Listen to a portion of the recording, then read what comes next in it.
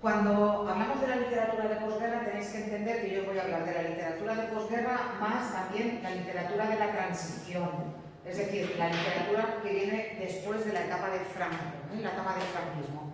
Os recuerdo, el otro día, en la parte del contexto, expliqué cuáles eran las características generales de la literatura de posguerra. La literatura de posguerra, sobre todo la literatura de la posguerra más inmediata, la del franquismo me refiero, es una literatura que estaba muy marcada, si lo recordáis, por la pérdida de los autores anteriores.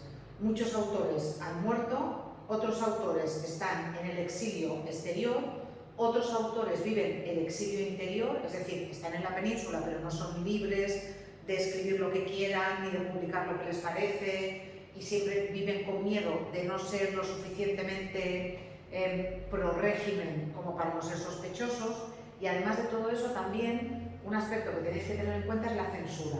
La censura que adopta diferentes formas. La primera forma es la autocensura. Si yo sé que voy a tener problemas, ya no publico esto.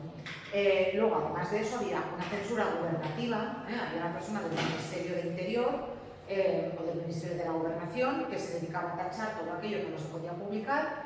Y luego además había una censura también, que era una censura eclesiástica, que era una censura moral. No pueden aparecer adulterios, no se puede hablar de sexo, los hijos tienen que ser dentro de un matrimonio católico, apostólico y romano, etc. Por tanto, las circunstancias de la literatura justo después de la Guerra Civil Española son muy complicadas. Todo eso va a cambiar después de la muerte de Franco, que va a haber una apertura, y de hecho los primeros años después son los años del destape en el cine y en la televisión, y también son los años del destape en la literatura de que cosas que hasta ese momento no se habían podido decir, se van a poder decir.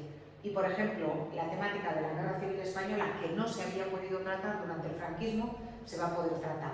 Y hemos visto aquí un ejemplo, las bicicletas son para el verano. Las bicicletas son para el verano no se había podido publicar ni se había podido representar durante el franquismo.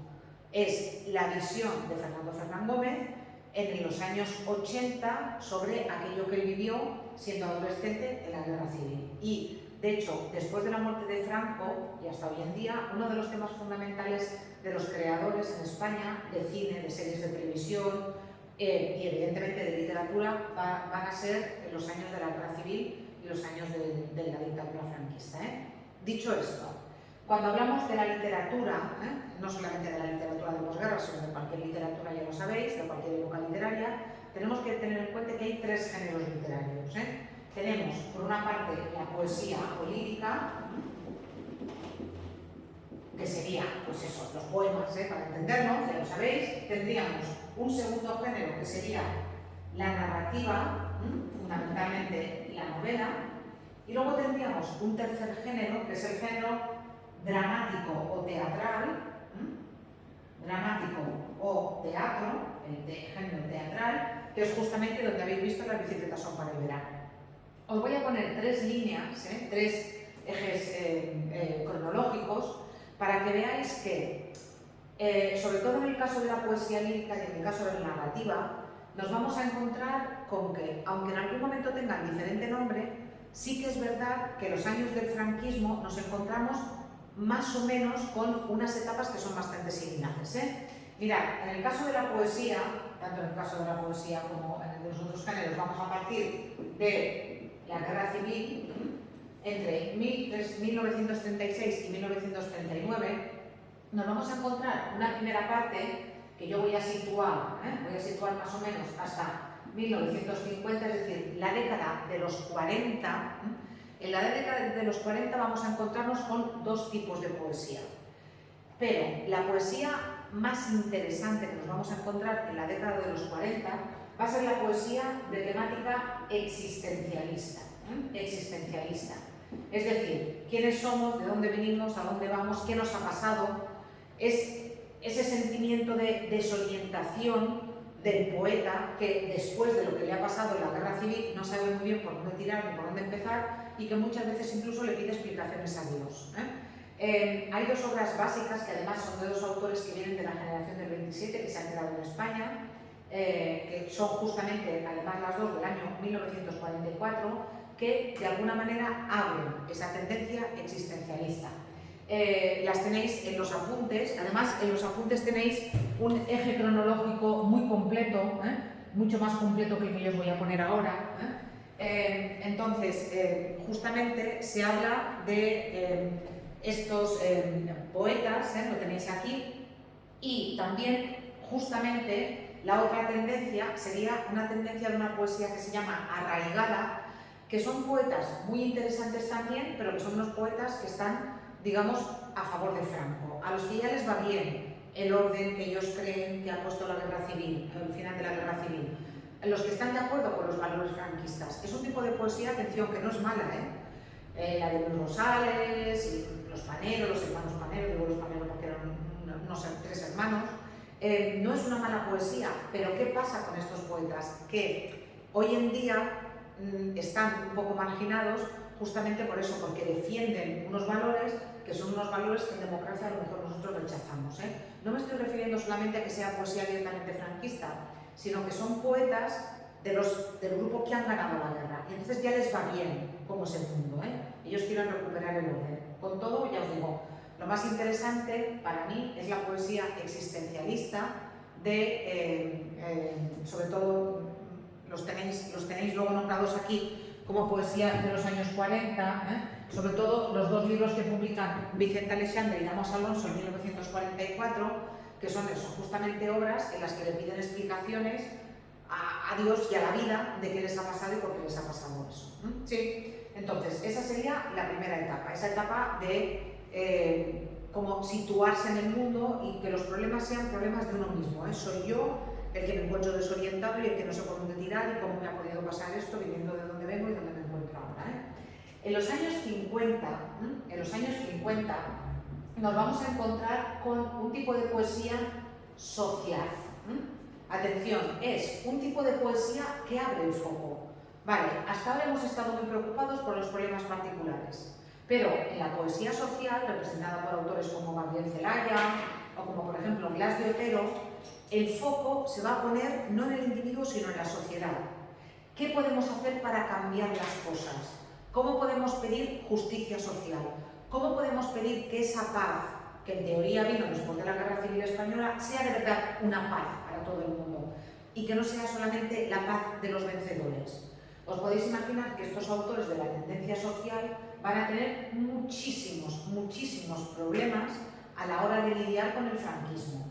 Muchos, de hecho, algunos vienen además de un entorno republicano, ya han estado en la cárcel, han estado en campos de concentración y van a tener muchos problemas para publicar y van a tener también muchos problemas y van a entrar y salir de la cárcel de una forma, en fin, bastante habitual.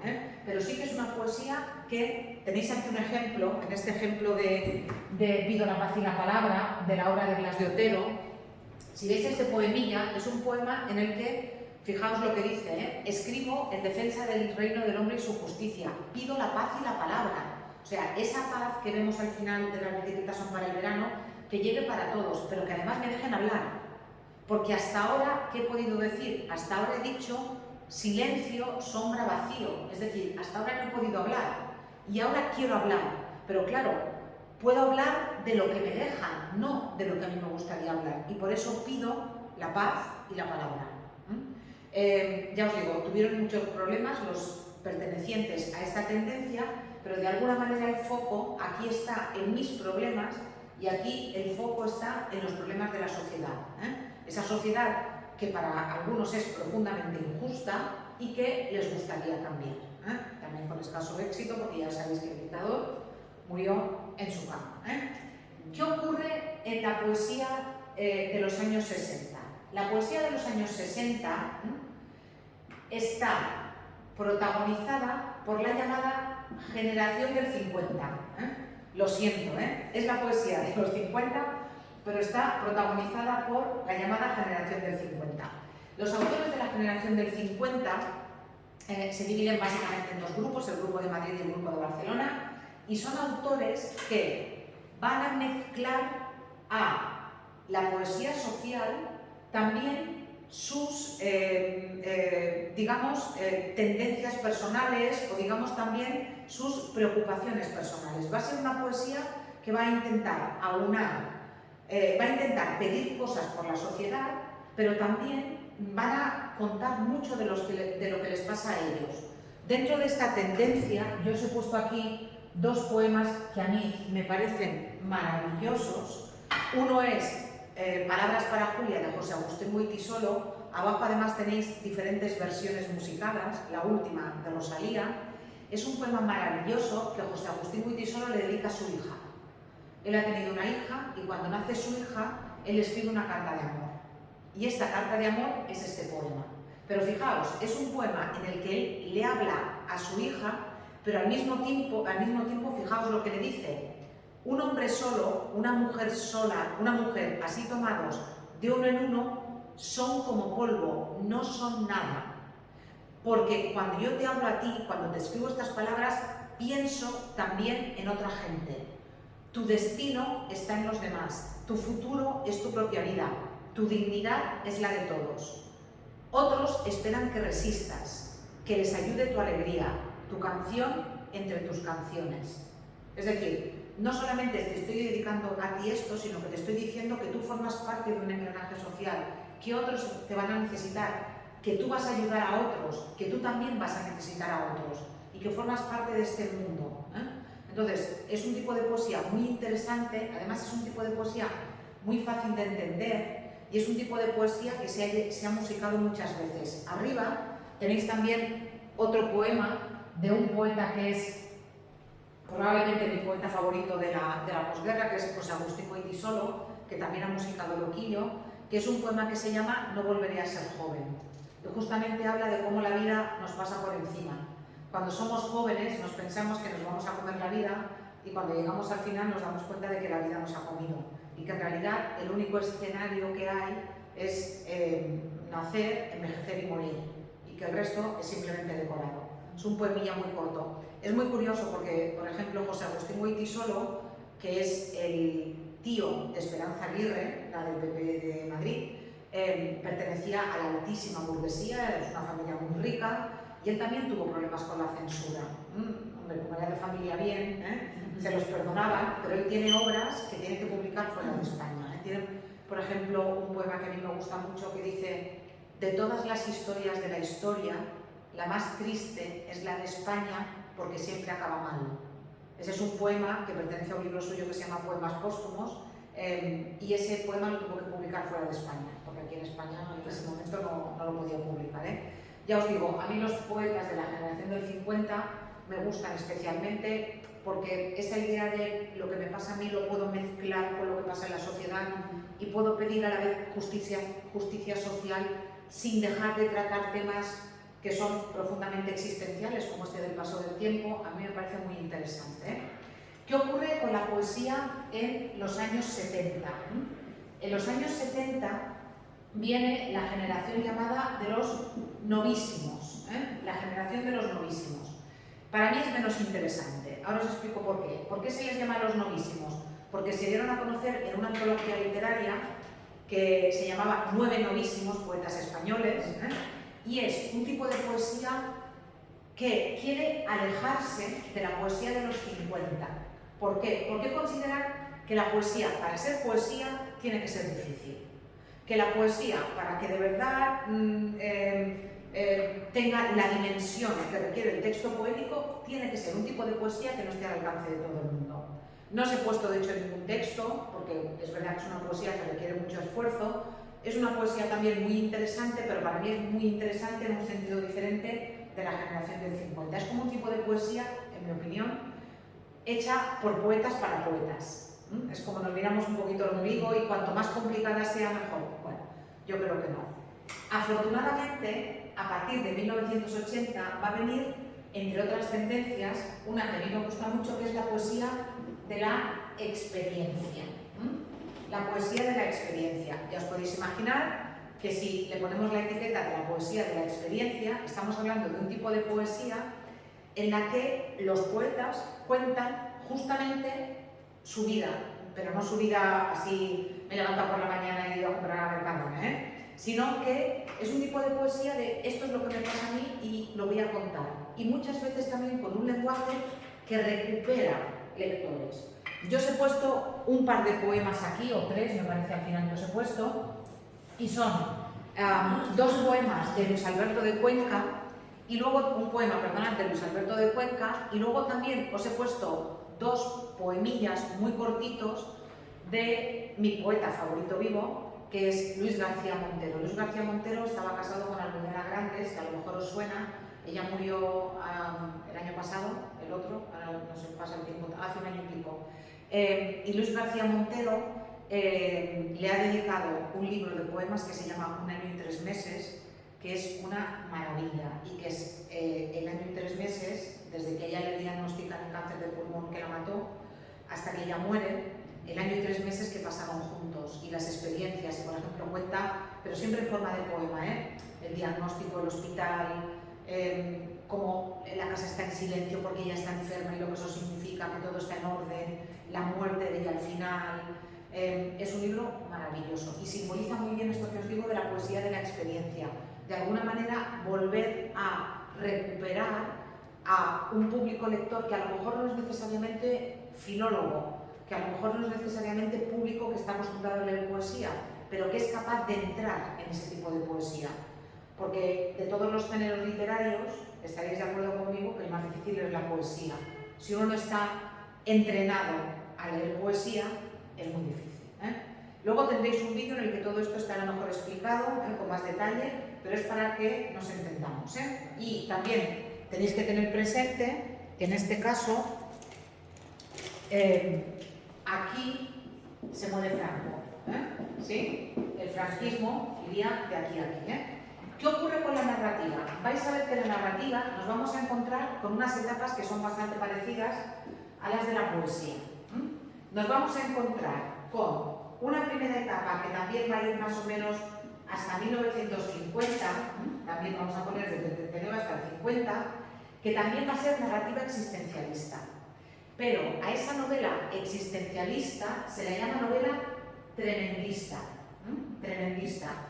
¿Por qué? Bueno, pues porque algún crítico literario dijo que presentaban una realidad tan tremenda que había que ponerle el título de tremendista. En principio es un título despectivo, pero al final se ha quedado como nombre de esta etapa.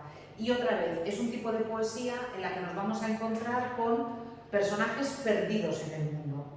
Y va a tener tres novelas fundamentales. Una de una autora que es Carmen Laforet, la novela se llama Nada, ya con el título ya es eso. Nada, en la nada esta chica vive en el pueblo, se va a Barcelona a estudiar una carrera esperando otra cosa, cae allí en una familia, son unos tíos suyos, unos parientes más o menos cercanos, que al final a mí me parece la casa de la familia Monster, y es la desorientación de esta chica ante el mundo. También aquí nos vamos a encontrar con un autor que es fundamental en toda la literatura de posguerra, que es Camilo José Cela, que publica La familia de Pascual Duarte, y también con Miguel Delibes, que publica su primera novela, que es La sombra del ciprés es alargada. Tanto Camilo José Cela como Miguel Delibes van a publicar, van a cultivar esta tendencia, esta y lo que va a venir después. ¿Sí? Por tanto, más o menos existencialismo, tremendismo vendrían a ser lo mismo. Entre 1950 y 1962 nos vamos a encontrar con novela social.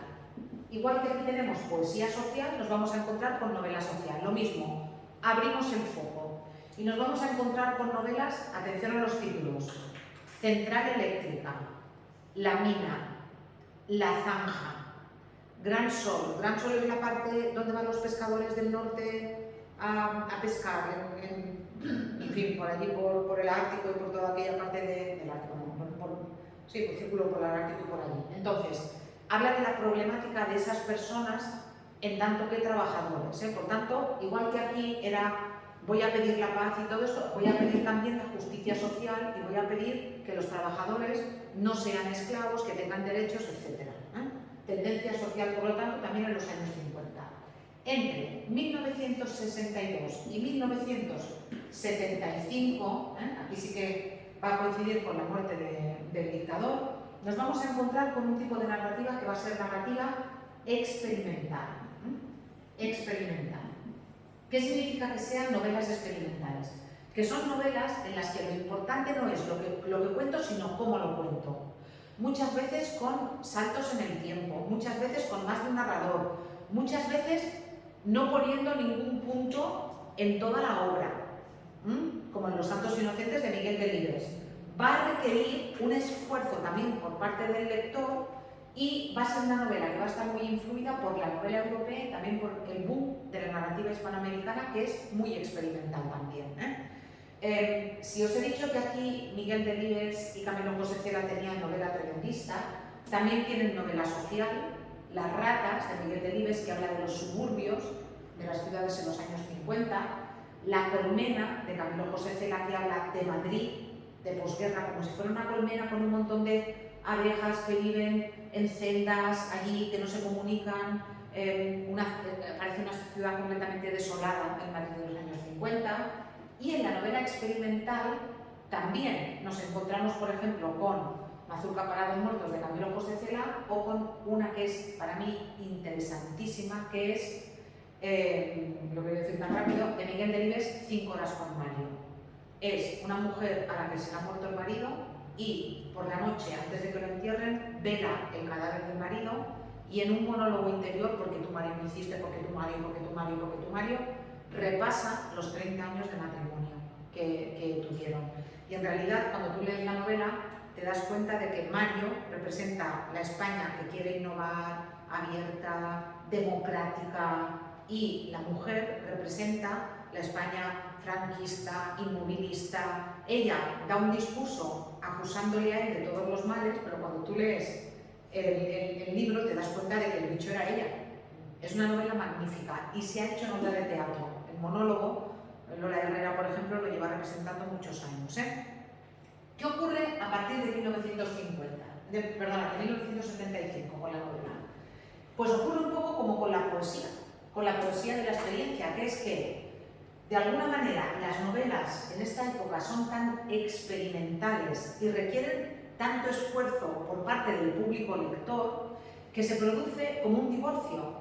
Y va a haber novelas que son novelas muy experimentales, que van a gustar a los críticos y a los filólogos, pero que el público no entiende. Entonces, a partir de 1975, de alguna manera se recupera el gusto por contar historias, se recupera el gusto por la novela tradicional y nos vamos a encontrar con diferentes tendencias dentro de la novela. Por ejemplo, se van a empezar a escribir muchas novelas de detectives en castellano y algunas muy buenas, con autores, yo que sé, como Lorenzo Silva. Se va a recuperar también el género de la novela histórica. Miguel Delibes escribe novela histórica, pero también vosotras leísteis en tercero Sili, que es una novela histórica de Arturo Pérez Reverte. Nos vamos a encontrar también con historias que hablan justamente de lo que está ocurriendo en España. El último bestseller que ha habido en la literatura española es de Fernando Aramburu y se llama Patria, y habla de los años en los que ETA mataba tanto, los años de ETA. Nos vamos a encontrar también con muchas novelas que tratan de la guerra civil, como por ejemplo las novelas de Almudena Grandes, que ahora están haciendo en televisión Los pacientes del doctor García, que justamente habla de la guerra civil y de la inmediata posguerra. Entonces va a haber multitud de tendencias en la novela española, pero básicamente, ya os digo, si hay algo que une esas tendencias de la novela testimonio, de la novela histórica, de la novela de detectives, es justamente el hecho de que se recupera el gusto por contar historias. Eso no quiere decir que estén mal escritas, pero la experimentación por la experimentación está agotada. Y lo que nos importa a los que leemos novela es que nos cuenten una historia. A mí además me importa que me la cuenten bien, pero que nos cuenten una historia. Lo que nos engancha es justamente eso. ¿De acuerdo? Entonces, más o menos veis que esa tendencia coincide, veis que esta tendencia coincide, veis que por aquí, si juntamos estas dos tendencias, esta también coincide, y por aquí también que de alguna manera se trata de volver a recuperar al público lector. ¿Qué ocurre con el teatro? Bueno, con el teatro ocurre que vamos a ir un poquito diferentes, sobre todo en la primera etapa. Pensad una cosa, el teatro necesita público y el teatro necesita mucha inversión. Yo no voy a poner encima del escenario una obra de teatro si sé que esa obra de teatro puede ser un fracaso, porque como empresaria, imaginaos que yo tengo un teatro, eso me va a suponer una ruina. Entonces, ¿quién va al teatro después de la Guerra Civil Española? Los que han ganado la guerra. Entonces, esos que han ganado la guerra, los padres de Pablo, en las bicicletas son para el verano, la casera, la madre de Maluli, esos son los que van a la guerra, perdón, los que van al teatro. ¿Qué teatro creéis que quieren ver? Fundamentalmente lo que quieren ver es teatro, o que les haga reír, teatro humorístico, o teatro burgués, comedias estas un poco de clase alta, con familias con enredos, pero que al final todo acabe bien. Entonces, nos vamos a encontrar hasta más o menos 1950 con un tipo de teatro que va a ser un teatro, digamos, comercial, fundamentalmente, con esa tendencia que os he dicho del teatro de humor y también de ese teatro burgués. Sí, pero también es verdad que aquí va a irrumpir el autor de teatro que va a ser más importante en la posguerra, que es Antonio Bueno Vallejo. Antonio Bueno Vallejo, que después va a cultivar, atención porque esto os va a sonar, va a cultivar el teatro social que nos vamos a encontrar en la década de los 50. Sí, porque otra vez nos vamos a encontrar con que en los 50 hay esa necesidad de, vale, ya han pasado los años más duros, ya nos estamos reponiendo de la guerra, pero no nos estamos reponiendo todos igual, ni está avanzando todo el país igual. Ahora, si hay un género que tiene problemas, especialmente con la censura, es el teatro. Y es el género que más se autocensura, por lo que os he dicho, porque el empresario va a tener mucho cuidado en poner según qué encima del escenario para no tener problemas. Pensar que todo lo que se ve encima de un escenario impresiona mucho más. Y en primera fila, en las obras de teatro, estaba un representante del obispado, de la iglesia, había un representante del gobierno y había un guardia civil, o dos, para que si en algún momento encima del escenario había algo que iba en contra de la moral o en contra de las leyes, se paraba la obra y se cerraba el teatro. Y hay muchas anécdotas de, por ejemplo, las actrices que iban subiendo el largo de la falda porque les veían la falda, y entonces empezaban con la falda así, pero luego iban enseñando un poquito más de pierna cada vez, en fin, porque la censura era especialmente dura y había que recurrir muchas veces a alegorías o a metáforas para decir lo que se quería decir. Después, a partir de los 60, nos vamos a encontrar también con teatro experimental. Experimental. Ya, sobre todo, a partir de, más que de 60, 70, nos vamos a encontrar con teatro experimental, que va a ser teatro que va a venir sobre todo de Cataluña. Va a haber también un foco de teatro experimental en Madrid, otro en Sevilla, pero que va a venir fundamentalmente de Cataluña. No sé si os suenan Dago i Dago, La Fura dels Baus, Els Comedians. Fueron, por ejemplo, los que hicieron la inauguración y la clausura de los Juegos Olímpicos de Barcelona. Son compañías que todavía giran y son compañías que empiezan a introducir en España un tipo de teatro que muchas veces, por ejemplo, rompe la cuarta pared. No es yo estoy actuando así para un público, sino que me mezclo con el público. Yo, por ejemplo, he ido a ver una obra de La Fura dels Baus que hacían en un matadero, en el matadero de Palma. Hoy en día sería imposible, pero en el matadero, allí con las vacas ahí colgando y la sangre y todo aquello, ellos con una sierra mecánica persiguiendo al público, en fin, obras de estas de teatro en las que se requiere a veces de estómago y a veces de adaptarse al factor sorpresa. Y después sí que es verdad que igual que aquí, igual que en la narrativa y en la poesía, nos vamos a encontrar que a partir de los 80, de los 90, nos vamos a encontrar también con, por una parte, tendencias que van a seguir con la experimentación, pero también, por otra parte, con tendencias que van a recuperar el teatro comercial. La gente, hoy en día, va a ver El Rey León, que es teatro comercial, teatro musical, pero también hay teatro de humor, hay teatro de comedia, y también se recuperan a los clásicos, por tanto, multitud de tendencias para que a los que nos gusta el teatro podamos ir a ver una cosa o mirar otra. Todo esto que os he explicado así tan resumido, lo tendréis después en 3 vídeos, uno para la poesía, otro para la narrativa y otro para el género dramático, pero a partir de aquí ya os podéis hacer una idea. En septiembre pasado.